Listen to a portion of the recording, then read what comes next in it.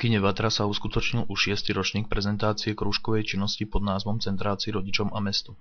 Usporiadatelia Centrum voľného času a spolupráci s oddelením kultúry a informácií pripravili program, kde sa postupne prezentovali mladé futbalistky, tradičné detské hry a tančeky.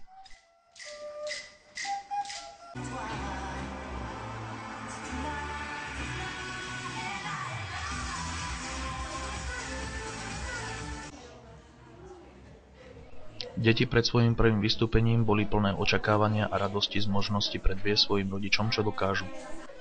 Vo vestibule kina Centrum voľného času prezentovalo malby svojich zverencov, ktoré zdobili vstupné priestory kina. V rámci programu boli riaditeľom Centra voľného času odovzdané najlepším žiakom ocenenia za reprezentáciu škôl v rôznych vedomostných olympiádach.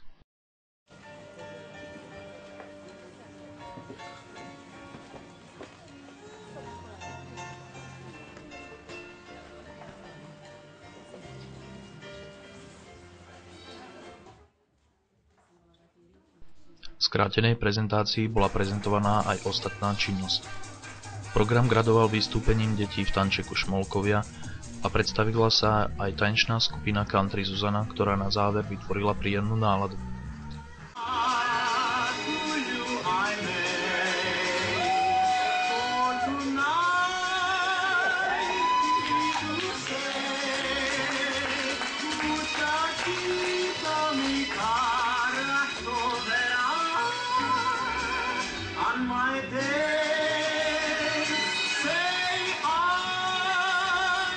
Na záverečnom pódium vystúpení poďakovali žiaci a žiačky svojim vedúcim odbornej krúžkovej činnosti a rodičia a diváci po príjemne strávených chvíľach ešte dlho viedli rozhovory o programe.